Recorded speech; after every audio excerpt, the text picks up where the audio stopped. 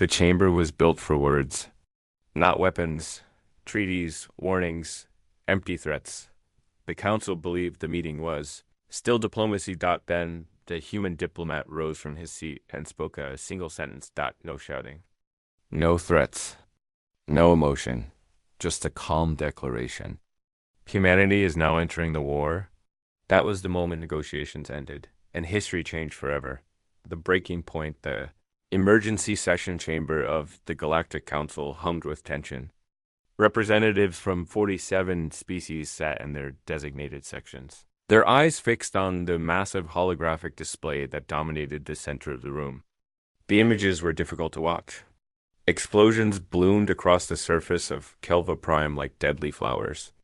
Cities that had stood for thousands of years crumbled into dust. Ships tried desperately to escape the planet's gravity well, only to be hunted down and destroyed one by one. The Kelvin civilization was dying, and the Council was watching it happen. Supreme Arbiter Vorath, a towering figure whose crystalline body refracted light in somber patterns, struck the resonance chime. The sound cut through the murmured conversations like a blade. His voice, when he spoke, carried the weight of authority that came from leading the Council for nearly a century. We have observed the situation on Kelva Prime for 72 standard hours. The Zathran Empire has launched a full-scale invasion. Preliminary estimates suggest civilian casualties have already exceeded 3 million. The Kelvin defense forces are overwhelmed.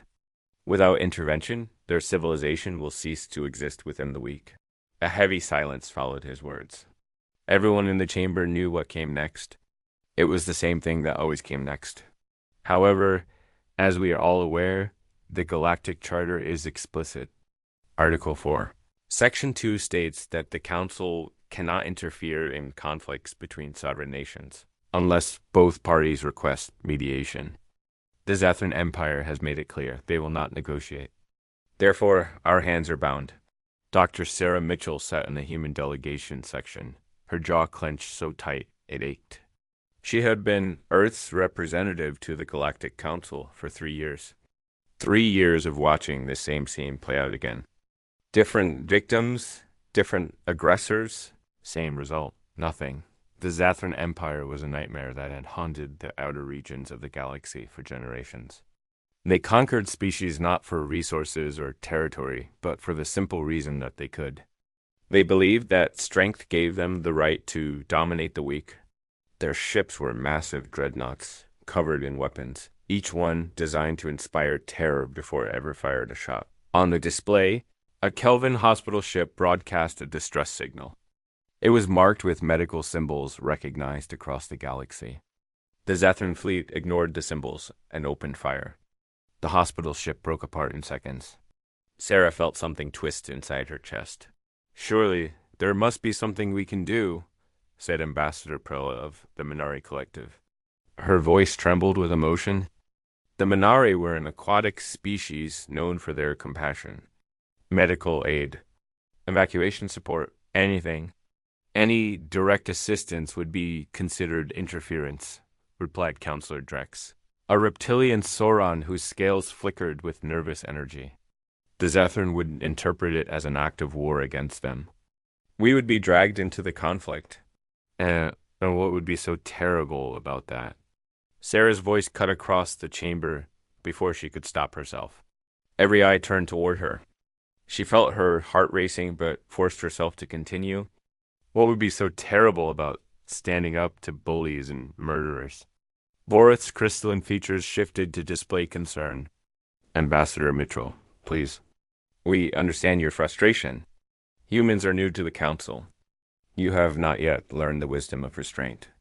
Intervention leads to escalation. Escalation leads to larger wars. We have seen it before. Sarah stood slowly. Her hands gripped the edge of her console. On the display behind Vorath, another city vanished in a flash of light. How many people had just died? Tens of thousands?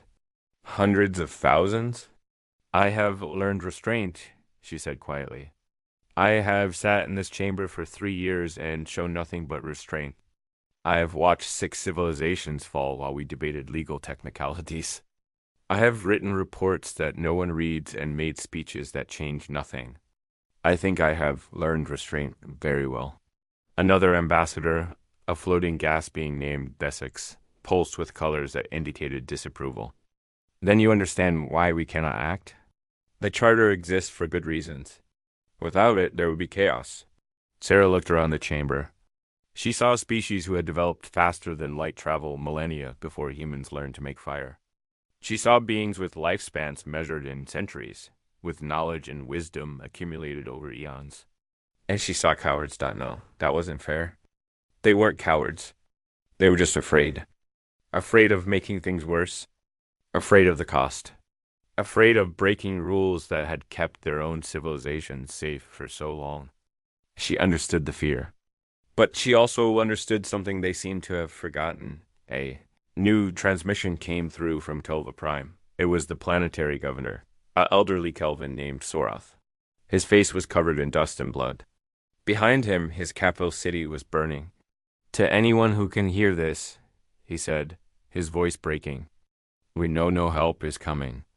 We know the council is watching. We know you have your laws and your reasons.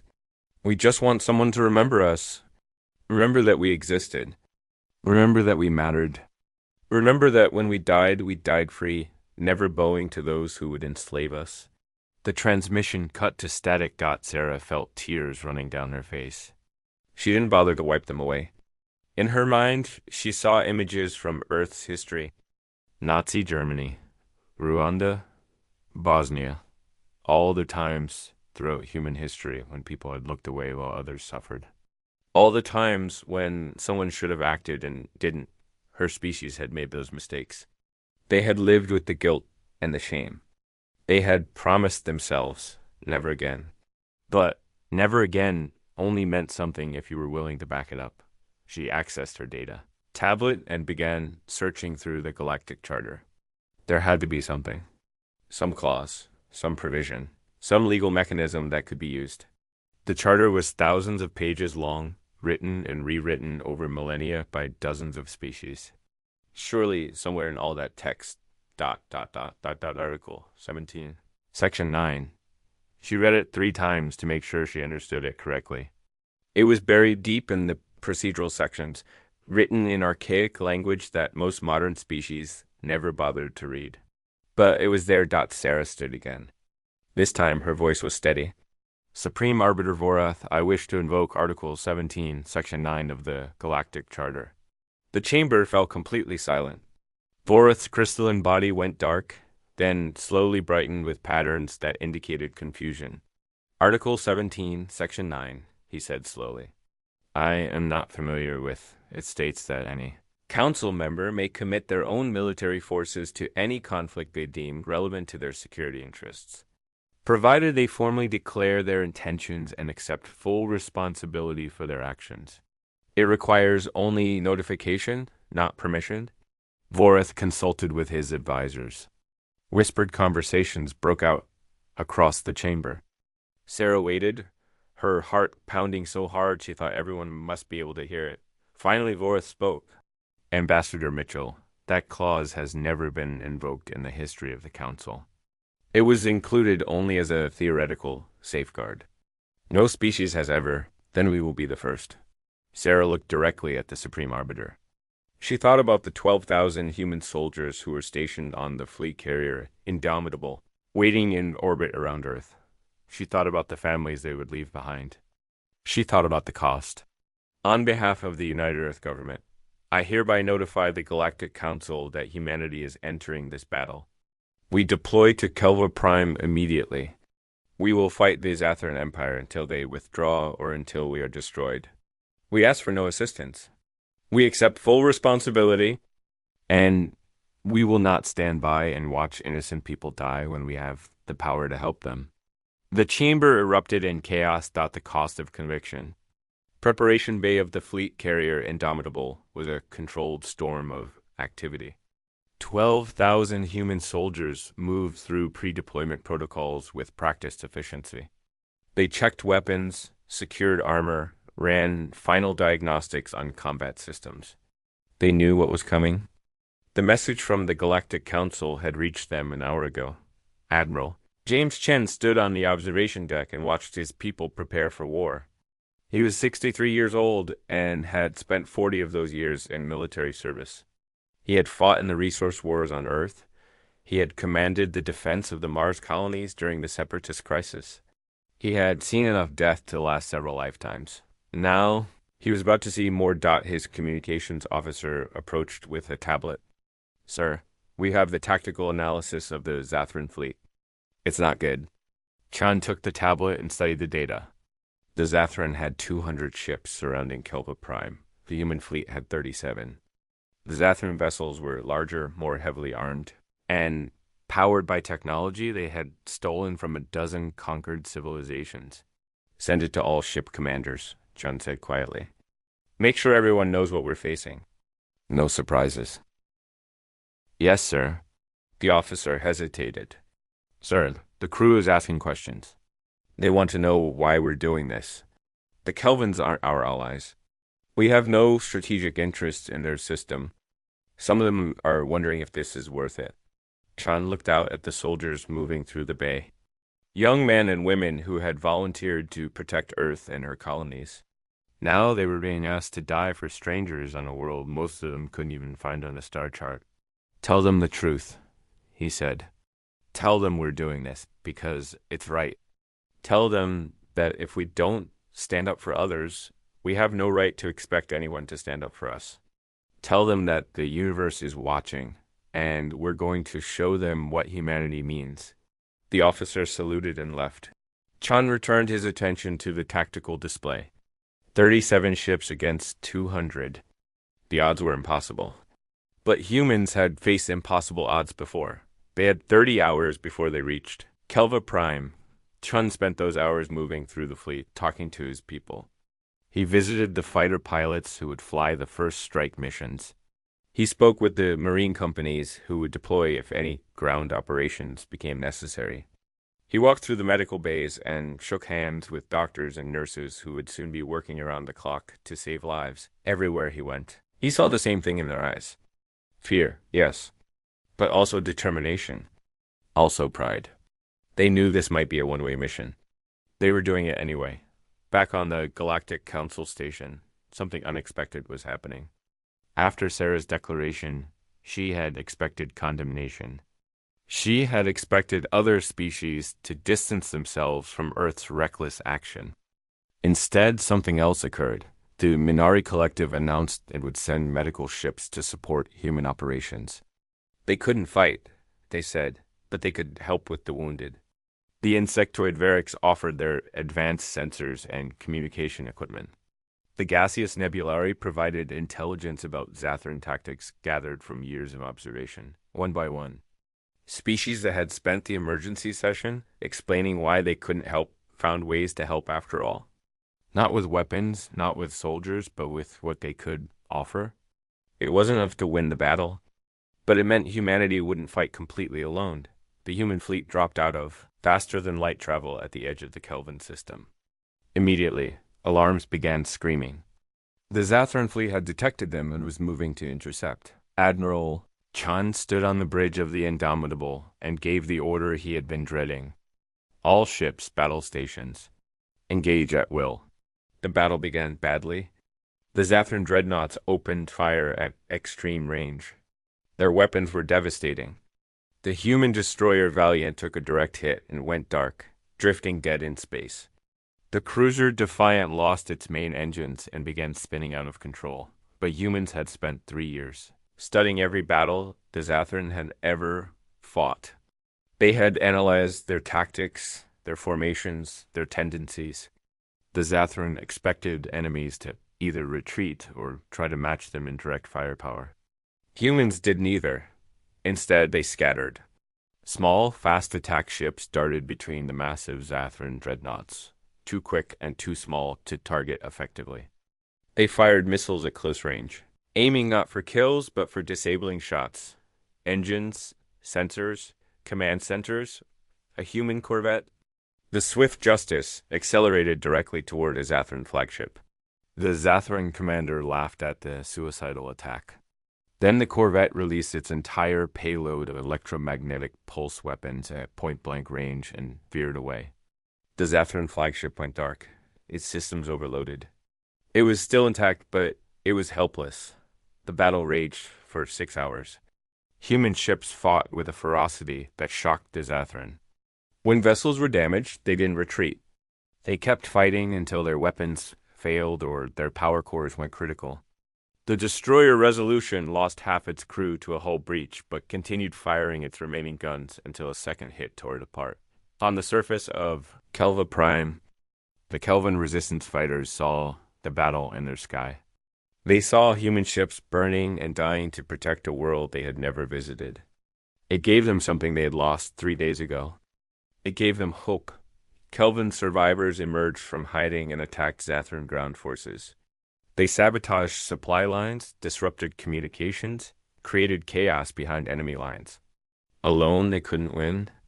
But, combined with the human fleet's assault, they began to turn the tide. The Zathran fleet commander, war leader Croth, watched his tactical display with growing disbelief. He had never seen anything like this. These humans fought like they had nothing to lose. No, worse than that. They fought like winning was inevitable, regardless of the cost. A human frigate rammed one of his cruisers at full speed. Both ships exploded, but the cruiser had been protecting his flagship's flank. Now he was exposed. Human fighters swarmed through the gap, targeting his command ship's engines. For the first time in his military career, Croth felt something he had never experienced before. He felt afraid. All ships, begin withdrawal, he ordered. His officers stared at him in shock. The Zathran Empire did not retreat. Now, before they destroy the entire fleet, the Zathran ships began pulling back. The human fleet, battered and burning, pursued them to the edge of the system. Only when the last Zathran vessel jumped to faster than light speed did Admiral Chun give the order to stand down. The cost was terrible. Humanity had deployed 37 ships to Kelva Prime. Only 19 were still capable of flight. The rest were destroyed or too damaged to save. 4,732 human soldiers were dead. Another 2,000 were wounded, but Kelva Prime was free. Governor Sorath stood in the ruins of his capital city and watched human ships move into orbit. Medical shuttles descended, bringing supplies and doctors. Engineers came to help repair power stations and water treatment facilities. Marines established security perimeters around refugee camps. He had prepared a speech to thank the humans. He had written words about gratitude and eternal friendship and bonds forged in fire. But when Ambassador Sarah Mitchell stepped off the transport shuttle, covered in dust and exhausted from 72 hours without sleep, he found he couldn't speak at all. He simply walked forward and embraced her while his people cheered. 3 weeks later, the Galactic Council met again. This time, the session was not about watching a civilization die. It was about what came next. Supreme Arbiter Vorath stood before the assembled representatives. His crystalline body glowed with patterns that indicated deep thought. The human intervention on Kelva Prime has succeeded. The Zathran Empire has withdrawn and indicated they will not return. The Kelvin civilization has been saved. This raises questions about our policies and our purpose. He paused, looking around the chamber. For too long we have hidden behind our charter. We have used it as an excuse for inaction. The humans showed us something important. They showed us that laws are meant to serve justice, not prevent it. The Council voted that day to create the Humanitarian Intervention Protocol. It established a rapid response force drawn from volunteer ships of all member species. It created legal mechanisms for protecting civilizations under threat. It transformed the Galactic Council from an organization that watched into one that acted. Sarah Mitchell stood at the memorial wall on Earth, looking at the names carved into black stone. 4,732 names. 4,732 people who would never go home. She touched the wall gently, feeling the cool stone beneath her fingers. Was it worth it? Someone asked behind her. She turned to see Admiral Chen, leaning heavily on a cane. He had been injured in the battle and would walk with a limp for the rest of his life. Sarah thought about the question. She thought about the cost and the pain and the families who had lost loved ones. Then she thought about Governor Sora's children who would grow up free.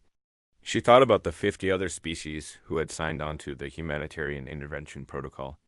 She thought about the Zathran Empire, which had stopped expanding for the first time in 3 centuries because they now knew there would be consequences. Ask me again in 100 years, she said softly. When Kelvin children learn about this in school, when other civilizations know, someone will come if they call for help. When the Zathran think twice before attacking the defenseless. She looked back at the wall of names. Ask me then if it was worth it. I think you'll know the answer. Admiral Chun nodded slowly. They stood together in silence, honoring the dead and hoping for a future where such sacrifices would no longer be necessary. The galaxy had changed. Not because of technology or treaties or political maneuvering. It had changed because one human diplomat had refused to look away, and 12,000 human soldiers had been willing to die for that choice. The universe was watching, and it had learned an important lesson. Some prices are worth paying. Some fights are worth fighting. And humanity would never again stand idle while innocent people suffered.